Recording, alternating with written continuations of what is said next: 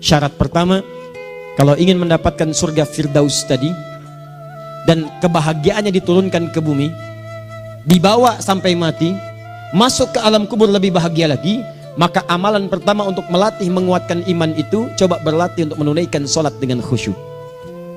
Kalau Anda kerjakan benar sholat ini, maka apa yang Anda dapatkan? Teman-teman ingat betul, saya mau tanya sebentar.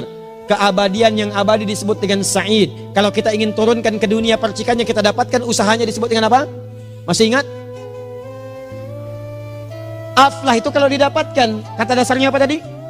Falahun. Lihat baik-baik. Kata Allah dalam Al-Quran tadi, kalau ingin mendapatkan falahun, amalan pertama sholat. Makanya ketika dipanggil sholat, kalimat falah dilekatkan pada panggilan sholat. 5 kali diingatkan. Begitu muadzin kemudian azan memanggil Anda, hayya 'alas shalah. Anda bertanya, ya Allah kenapa kami mesti sholat? Dijawab, hayya 'alal falah. Yuk, pagi ayo. Yang sejati datang sini. Belum dapat sujud, belum dapat ruku, saya berikan. Makanya ketika orang sholatnya benar, dia akan mendapatkan 5 keutamaan. Saat di dunia nih, belum ke akhirat, 5 keutamaan yang tidak diberikan pada orang yang tidak sholat. Atau orang sholat tapi sholatnya nggak khusyuk. Sebab syarat mendapatkannya khusyuk, alladzina hum fi sholatihim khasyi'un. Bukan alladzina hum fi sholatihim saja, tapi ada kalimat khasyi'un. Artinya yang tidak khusyuk saja nggak akan dapat, apalagi yang nggak sholat. Apa yang 5 ini? Lihat baik-baik. 1, orang yang sholatnya benar, pertama kali sebelum mendapatkan kebahagiaan hakiki dari Allah Subhanahu wa Ta'ala, akan dirubah dulu perilaku hidupnya menjadi perilaku yang lebih baik. Kalau orang itu sholatnya benar, maka sholat itu akan melatih dia untuk berubah, bertransformasi jadi orang baik. Itu ada di Quran surah ke-29 ayat ke-45. Innas sholata tanha 'anil fahsya'i wal munkar. Sumber keburukan cuma 2, kalau bukan fahsya itu munkar. Maaf, pornografi, porno aksi, LGBT, kata-kata jorok, kotor itu fahsya. Di orang sholat kata Allah, mustahil berkata-kata kotor. Orang sholat tidak akan pernah mencela. Orang sholat tidak punya kata-kata jorok. Jadi kalau ada sekarang orang yang sholat senang mencela orang lain, itu berarti ada masalah dalam sholatnya. Dan dia belum dijamin sebagai ahli surga terbaik. Dan hidupnya nggak bahagia. Nggak bahagia. Aneh nih. Sholat tapi senang celah orang. Aneh. Aneh. Yang paling bahaya adalah menikmati celahannya. Itu yang paling aneh. Anda ngaji. Anda ikut taklim. Taklimnya sesuai Quran, taklimnya petunjuk sunnah. Anda sholat, Anda puasa, tapi Anda masih senang mencela orang lain dan menikmati celahan itu. Kalau nggak mencela, kayaknya nggak komplit kehidupan. Maka ada yang salah dengan ibadah Anda. Ada yang keliru. Karena mustahil taat bertemu dengan maksiat, itu mustahil. Mungkar, keburukan yang diingkari oleh hati, sumbernya nafsu perut dengan akal. Bohong, mencuri, menipu, membunuh, merampok, membegal, mabuk dan sebagainya. Itu namanya mungkar. Orang sholat gak mungkin mengerjakan mungkar. Jadi kalau sholat kita benar, cukuplah Anda sholat, maka Anda akan jadi orang baik. Makanya kata Nabi, Anda punya anak dari kecil ajarin sholat.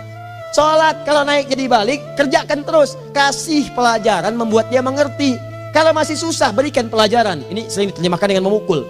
Mukul di Arab beda dengan konteks mukul sekarang. Mukul di Arab tuh ngasih pelajaran supaya ngerti.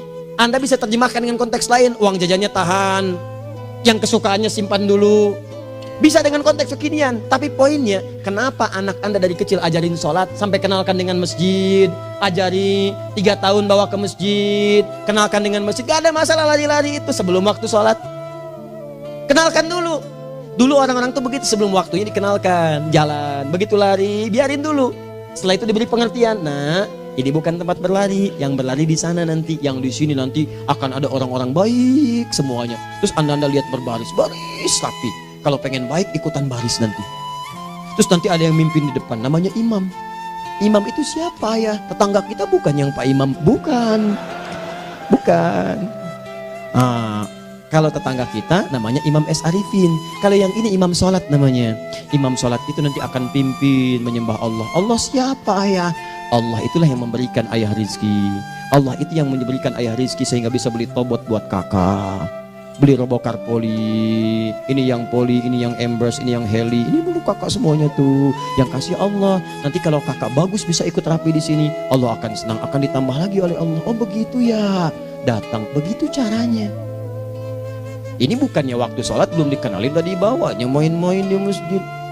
Bahkan ada yang agak repot lagi, di rumahnya susah diatur, dibilang kamu ini susah diatur, main sana ke masjid, disuruh main ya main di masjid. Yang salah bukan anaknya, orang tuanya. Apa rahasianya anak itu disuruh ke masjid, suruh sholat? Rahasianya, begitu anak itu sholat dengan baik, maka dia akan tumbuh jadi anak baik di kemudian hari. Itu maksudnya. Nah, sekarang saya agak bingung ini. Pendidikan TK sekarang salah sih? Enggak, cuma saya agak bingung mikirnya. Ini anak belum diajarin sholat, udah diajarin manasik. Itu bagaimana cara berpikirnya Ferguson? Agak repot saya mikirnya tuh. Ya. Walaupun salah sih enggak, cuma saya bingung gitu. Kenapa nggak dikerjakan tahap yang pertama dulu? Tangga itu kan berurutan. Nggak bisa Anda lompat langsung ke 5. Kan 1, 2 belum terlewati. Jelas ya? Ah, ini gambarannya. Sholat nih. 1 pasti baik. Jadi kalau sekarang sholat, lisan belum baik, mata belum baik, sampai ke kaki, berarti ada yang salah sholatnya tuh. Ada yang nggak tepat. Tangan sembarangan, snack orang ngambil. Awas. Tuh sendal orang, mau wudhu nggak ada sendal, pakai sendal orang. Udah bilang belum? Kehujanan pakai payung orang. Udah bilang belum? Ya kan gampang Ustaz. Ini kan juga mungkin diikhlaskan karena Allah. Ya ikhlas, cuman pakainya belum minjam. Bagaimana kalau sedang pegang payung itu keluar, Anda meninggal? Nah, coba mikirin ke situ. Coba ke kantor. Kalau didorong proyek yang nggak jelas, minta tanda tangan, pikirin dulu bagaimana kalau meninggal. Kemarin saya sama teman-teman artis saya katakan begini, Anda ya, kalau Anda mengaji dengan saya, jangan pernah menerima peran maksiat. Walaupun itu sekedar adegan, tapi itu maksiat. Kalau bayangkan ketika Anda memerankan itu, Anda diwafatkan oleh Allah Subhanahu Wa Taala. Maka demi Allah saya katakan tidak ada faedahnya Anda ngaji sekarang, ngaji besok. Ketika Anda menerima peran itu, Anda wafat dalam keadaan bermaksiat di hadapan Allah Subhanahu Wa Taala. Maka saya pun katakan pada Anda, ayo belajar yang betul, pahami. Bangun sholat, belajar, dalami seperti orang tua kita dulu.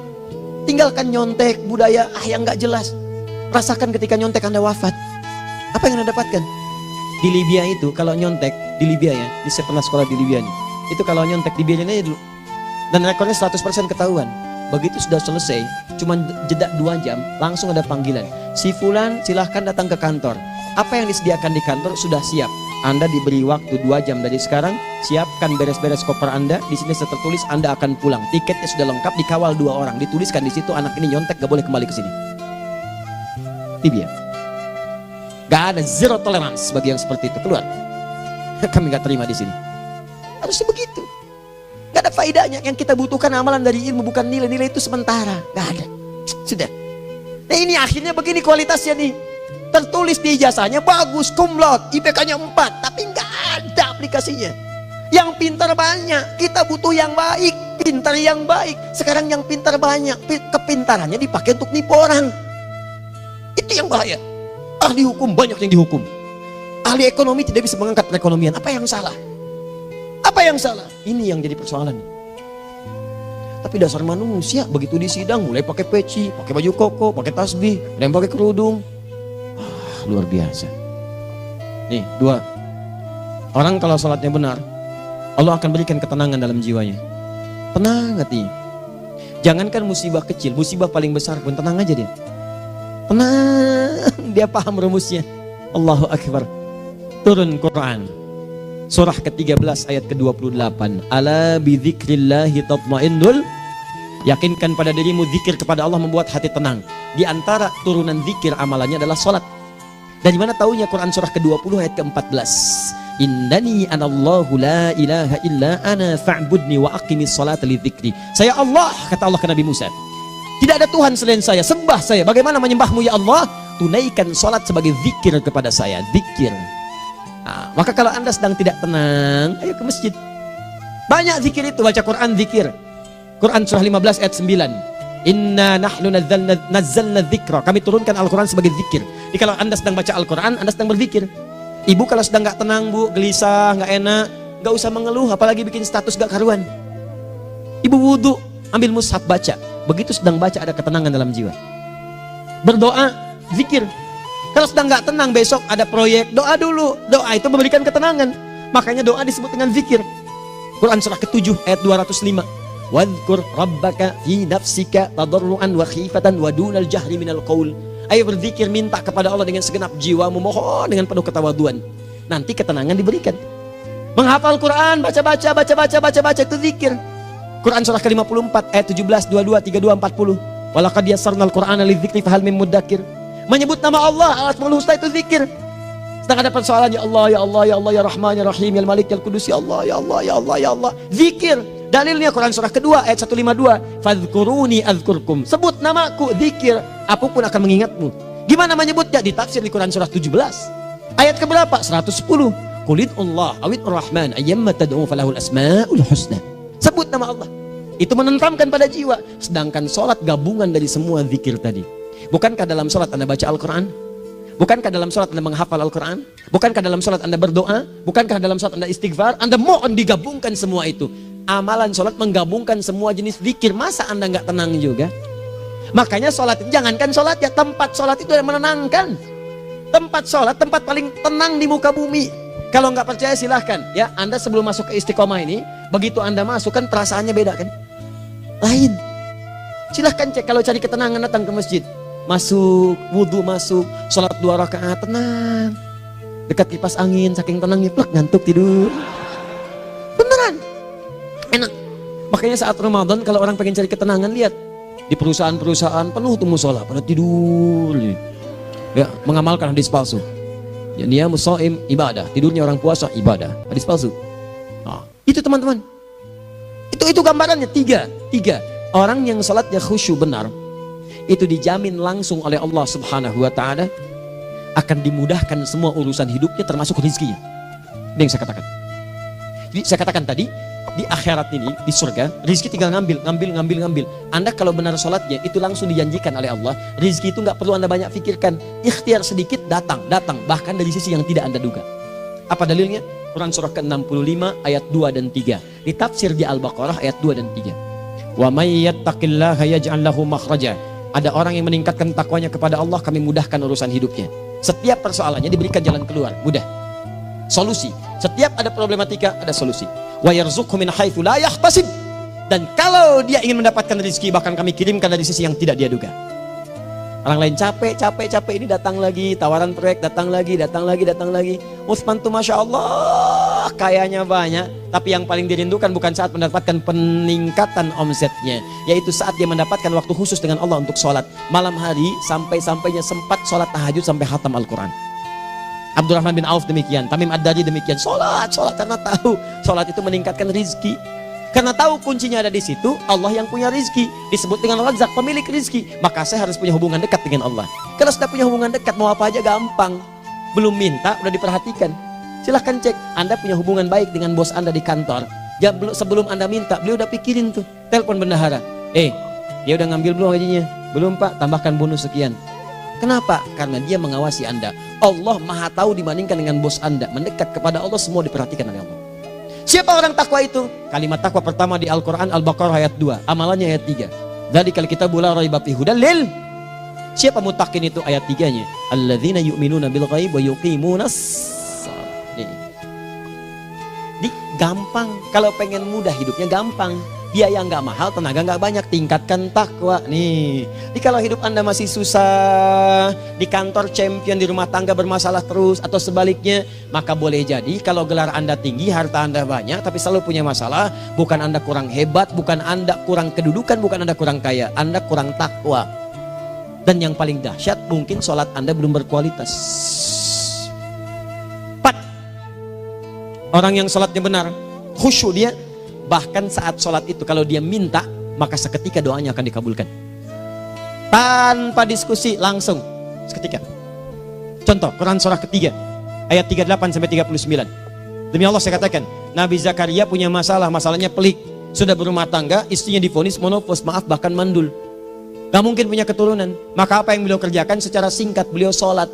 Begitu sholat minta kepada Allah. Hunalika da'a Zakaria rabbah. Di mihrab itu beliau bermohon kepada Allah. Bermohonnya sambil sholat. Qala rabbi habli min ladunka dzurriyyatan thayyibah innaka sami'ud du'a. Ya Allah, mereka katakan saya nggak mungkin punya keturunan. Sekarang saya ingin katakan, ya Allah, saya hanya minta darimu saja, saya nggak akan dengarkan mereka. Ya Allah, mohon Engkau maha mendengar, ya Allah. Maha mendengar doa saya. Kalau kepada yang maha mendengar aja nggak mengabulkan, kepada siapa lagi saya mesti minta? Apa yang terjadi? Fanadatul malaikatu wa huwa qa'imun yusalli fil mihrab.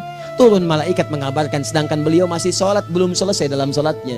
Sholat khusyuk itu belum selesai sholat aja dikabulkan, doa sudah turun. Sholatnya belum selesai, doa sudah dikabulkan.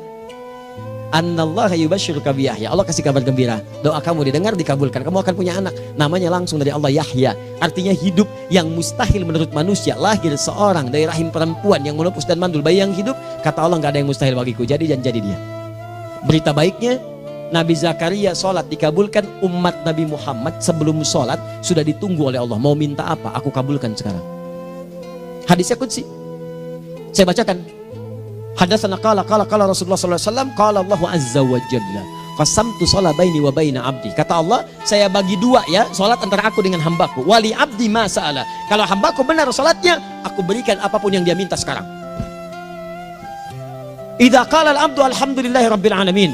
Bagian pertama. Kalau hamba benar nih baca Al-Fatihahnya dari alhamdulillahi rabbil alamin, kalau Allah azza wa jalla dijawab oleh Allah, hamadani abdi, hambaku sedang memujiku. Wa idza qala ar-rahmanir rahim, jika hambaku berkata ar-rahmanir rahim, qala Allah azza wa jalla asna alayya abdi, hambaku sedang menyanjungku. Wa idza qala maliki yaumiddin, qala Allah azza wa jalla majjadani abdi, kalau hambaku mengatakan maliki yaumiddin, kata Allah hambaku sedang mengagungkanku. Perhatikan sekarang. Wa idza qala al-abdu iyyaka na'budu wa iyyaka nasta'in, jika hambaku berkata sekarang, ya Allah, kami sekarang ibadah, sholat menyembahmu, dan kami sekarang sedang punya masalah, kami hanya minta tolong kepadamu ya Rabb. Apa jawabannya?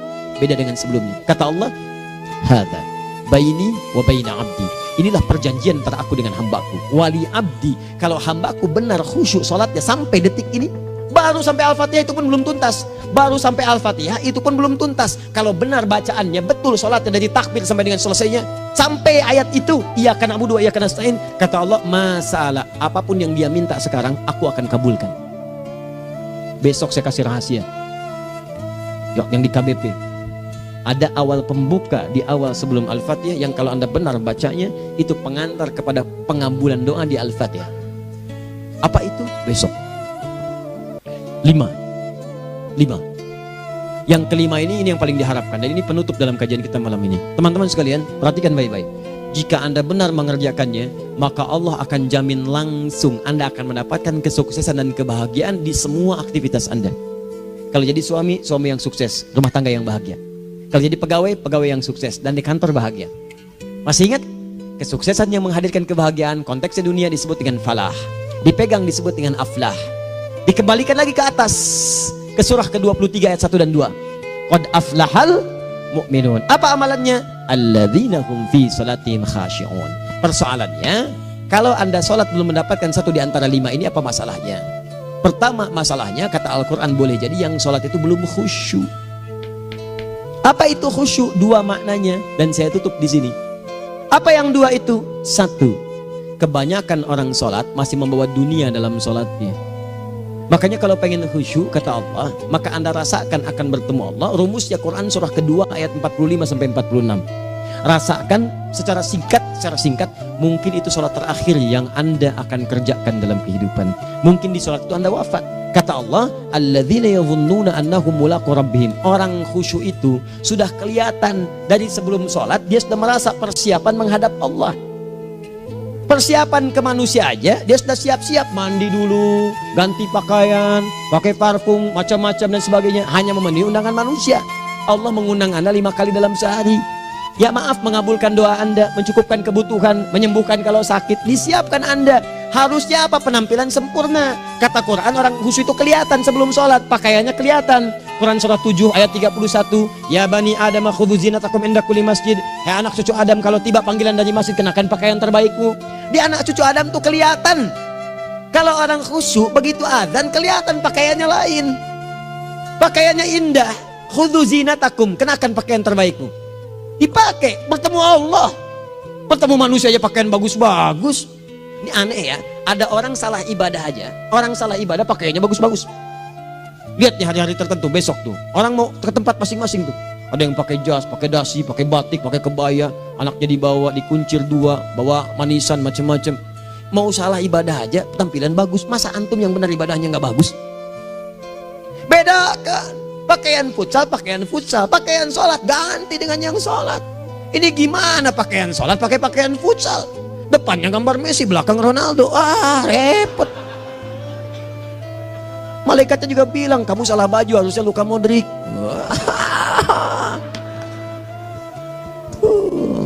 Hafal saya. Nah, yang mau tanya apa? Mourinho dipecat saya tahu.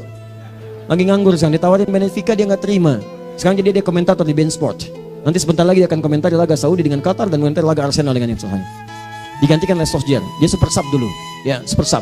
Ya, the baby assassin, ya pembunuh yang berwajah baby face. Masuknya di akhir-akhir, gol. Sekarang melatih dia 5 kali kemenangan, belum kalah sama sekali. Saya hafal itu. Tapi masih di urutan ke-6, tapi jaraknya ke yang ke-4 itu tinggal 3 poin lagi. Hafal saya, Liverpool tahu cuma 4 poin sekarang bedanya, kemarin 7 kalah 2-1 sama Manchester City. Walaupun banyak analisis yang menyebutkan mungkin itu diberikan saja gitu kan, karena ada yang lain-lain. Hafal kedua Manchester City, hafal saya. Ayo mau tanya apa lagi? Tottenham Hotspur ke bawahnya, ada Chelsea, ada Arsenal, baru kemudian Manchester United. Liga Italia, wah udah gak kekejar Juventus. Ya, apa lagi? Dan seterusnya lah. Nggak ada ujungnya bahas yang begituan. Jelas ya? Maksud saya, Anda tanya itu saya jawab. Tapi tidak menghilangkan ibadah kita yang lain. Dan apa ruginya? Ya tahajud dah. Apa yang bisa dikerjakan besok, lihat besok. Ya kan tahajud kan bisa besok. Ada orang tahajud jam 10 pagi? Gak ada. Lebih baik Anda kerjakan malam tahajud. Yang tidak bisa dilihat malam bisa dilihat besok. Cara berpikirnya bagaimana kalau besok meninggal, gak kesampaian teman-teman sekalian, gak kesampaian. Nah maka dari itu, Anda kalau mau ada panggilan sholat, siap-siap baju yang bagus, itu sempurnakan. Anda panggilan orang mandi, panggilan Allah, buka Quran surah 5 ayat 6, sempurnakan wudu. Ya ayyuhalladzina amanu idza qumtum ila shalah faghsilu wujuhakum, wudu yang baik, berpakaian yang rapi. Kenapa? Karena boleh jadi saat dipanggil Anda wafat saat itu. Maka wafat Anda dalam keadaan yang suci, dengan keadaan tobat, dengan pakaian terindah pada saat itu. Yang kedua, maaf, orang-orang kurang khusyuk itu saya tutup. Yang kedua itu karena kebanyakan orang sholat tidak paham, tidak mengerti apa yang dibaca dan dilakukan dalam sholatnya. Jujur pada diri sendiri, jawab pada diri Anda. Sampai sekarang Anda sholat, berapa persen bacaan sholat yang Anda pahami? Jangan-jangan selama ini Anda sholat ribuan kali sujud, ribuan kali ruku, gak ada yang paham yang dibaca. Sekian persen yang paham, bagaimana sholat Anda bisa khusyuk? Pekerjaan Anda dipahami, urusan akhirat Anda nggak dipahami. Di mana cara berpikirnya? Aku yang bagaimana atau engkau yang harus bagaimana? Ya, coba berubah. Nah ini baru satu amalan, belum yang lainnya. Ada 5 amalan lagi yang kalau kita bisa turunkan itu, selain sholat yang khusyuk, maka jaminan tadi akan datang. Baru sholat khusyuk aja 5 datang, apalagi ditambah dengan 5 amalan lainnya lagi. Demi Allah saya katakan, dunia kecil sekali, gak ada nilainya. Akhirat aja enak, nikmat. Saya ketemu Ustaz Arifin beberapa waktu lalu, dan kita doakan semoga Allah berikan kesembuhan, kesehatan. Saya datang, biasa kita ada berdoa, duduk. Bang istirahat, bang butuh istirahat, umat udah nunggu. Dah gak usah mikir yang lain, karena beliau cerita masjid, cerita zikro, cerita mana. Ya insya Allah, nitipin ini, nitipin itu dan seterusnya. Dan yang paling indah adalah, wah bang kita saling panggil weekend. Nikmat, gak ada yang senikmat ini. Zikir, Allah, doa. Nah bayangkan sakit tapi masih nikmat gitu. Nikmat. Iya bang, saya paham. Istirahat dulu. Banyakkan nanti orang jengkuk. Saya pamit dulu ya, supaya bisa istirahat, supaya tenang. Lama kita pegangan tangan, ngobrol, saling mendoakan. Itu nikmat. Dan cara berpikirnya kalau sudah pakai iman, semua nikmat. Ada uang nikmat, gak ada uang nikmat, sakit nikmat. Karena cara berpikirnya lain. Nanti kita bertemu lagi, saya terangkan pada Anda, dan saya contohkan satu kisah. Bahkan ketika ada orang yang diuji Allah dengan ujian yang sangat luar biasa, yang menurut sementara orang itu ujian sangat luar biasa menggetarkan jiwanya dan susah untuk bertahan, tapi orang ini nikmat saja menjalaninya. Nikmat. Ada yang di rumah tangga, ada yang di macam-macam. Contohnya banyak. Satu contoh saya berikan di malam ini. Sekali suami istri, wah luar biasa.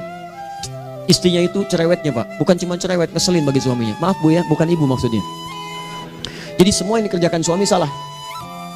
Pengen mangga, ayah kalau kita sekarang dibeli mangga. Kenapa mangga yang ini? Saya pengennya mangga yang lain. Belikan mangga. Kenapa beli mangga aja? Jeruknya mana? Jeruk. Semua. Pokoknya semua yang kerjakan suami salah. Tapi suami tidak pernah mengeluh. Ini kerjakan, itu kerjakan. Satu kali, perhatikan cara memandangnya. Ketika iman sudah masuk ke dalam jiwa. Kata temannya, akhi, istri kamu ini begini, nyusahin kamu. Kenapa kamu gak cari yang lain? Kan gampang ada syariat. Udah pisahin aja cari yang lain. Kamu tenang ibadah. Apa jawabannya? Hei, Allah sudah turunkan surga ke saya lewat dia. Kenapa kamu meminta saya untuk menjauhinya dan meninggalkan surga saya? Ini cara melihat dia. Bukankah ketika ada berbagai keluhan saya sabar? Bukankah sabar mendekatkan saya ke surga? Allah kirimkan tipikal istri seperti ini supaya mendekatkan saya ke surga. Dengan itu kan saya banyak pahala. Saya sabar, pahala banyak. Sudah Allah berikan pahala kepada saya. Kamu malah nyuruh saya untuk berpisah dengan pahala itu. Perhatikan cara berpikirnya. Indah. Kalau rumah tangga seperti ini semuanya enak. Suaminya biasa-biasa, istrinya cantik, luar biasa. Begitu berdandan kelihatan, kata suaminya, Masya Allah, wajahnya tak berpaling, mata tak berkedip. Kata istrinya, ya zauji madzabik, sayang kamu kenapa? Wallahi syakiran lillah bihadari, demi Allah aku bersyukur mendapatkan istri secantik kamu. Kata istrinya, nahnu fil jannah zauji, kita berdua di surga. Kata suaminya, kok bisa begitu jawabanmu? Iya, kamu bersyukur dengan keadaanku, aku bersabar dengan keadaanmu. Catat. Bukankah orang syukur dan sabar di surga? Tuh lihat, canda-canda orang-orang soleh itu begitu. Nikmat ketawa walaupun nyelekit di hati. Cuman bawaannya enak gitu. Nah, nanti itu ada tuh, nanti saya turunin tuh. Yang di rumah tangga, yang ini, yang itu nanti. Kapan? Pertemuan berikutnya. Ya, jadi kita cukupkan dulu di malam ini apa yang kita pelajari, supaya nanti nggak terlampau banyak kita dapat materi. Cuma sayang sedikit mengamalkan. Saya sudah tuangkan di sini.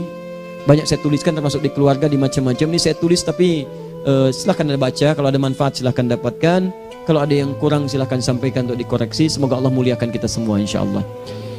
Sekali lagi, perbaiki hidup. Jangan banyak mainnya. Dan sudah, jangan banyak membuang dengan yang sia-sia apapun yang dihadapi. Sekali lagi, tolong jaga kondusivitas, bantu negara kita, ketertiban, keamanan. Kalau saya menyampaikan sesuatu ada singgungan dengan yang kekinian, itu maksudnya koreksi masukan-masukan supaya diperbaiki. Tapi tetap dalam urusan pemilihan kita punya pilihan masing-masing yang tidak boleh dipaksakan. Jelas ya? Baik, jadi ya saya sampaikan sekali lagi. Pertama, pilih mana? Anda dipaksa harus ikut, atau yang kedua, kita bebas memilih sesuai. Dah. Sudah ya. Jadi kita akhiri, subhanakallahumma bihamdika asyhadu an la ilaha illa anta astaghfiruka wa atubu ilaik. Wa akhiru da'wan alhamdulillahirabbil alamin. Berjumpa besok sesi terakhir fikih ikhtilaf di Masjid Ar-Rahman Kota Baru Parahyangan. Assalamualaikum warahmatullahi wabarakatuh.